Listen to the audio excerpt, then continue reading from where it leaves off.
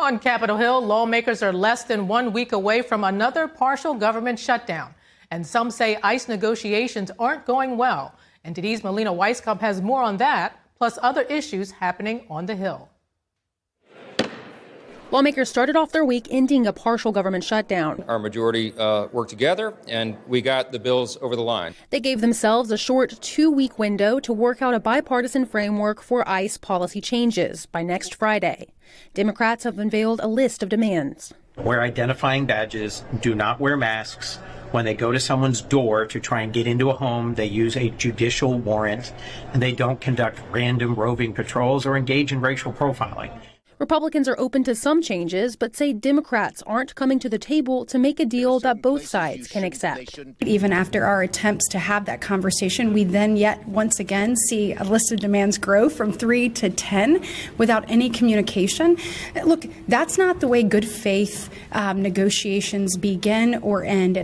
This is not a blank check situation where Republicans just to agree to a list of Democrat demands.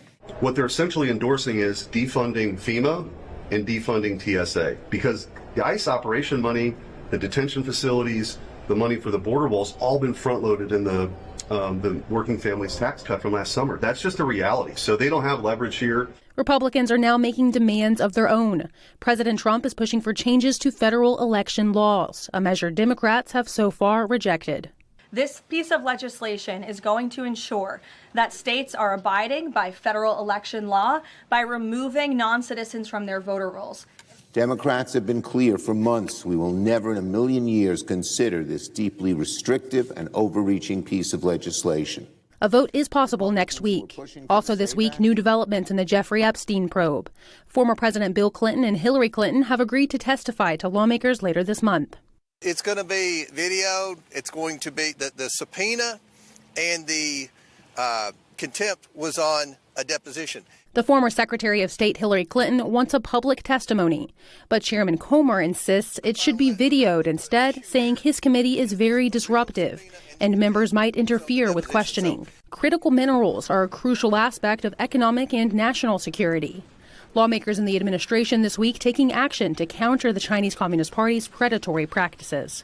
We want to eliminate that problem of people flooding into our markets with cheap critical minerals to undercut our domestic manufacturers. The administration establishing a price floor system for critical minerals and forming a trading bloc with allies, while House lawmakers passed a bill to speed up and expand mineral production on federal lands. China's human rights abuses also in the spotlight.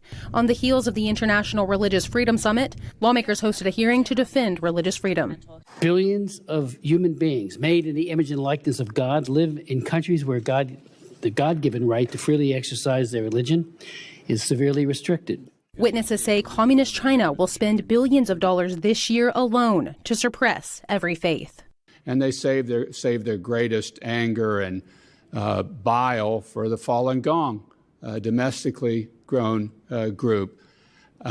We should see them as our greatest ally. These are people behind enemy lines that will stand up to the regime, that will stand up to the oppressors, because they overcome their fear with their interior faith. The House has already passed bills to address the CCP's forced organ harvesting from prisoners of conscience, one of which is the Falun Gong Protection Act. It's awaiting action in the Senate.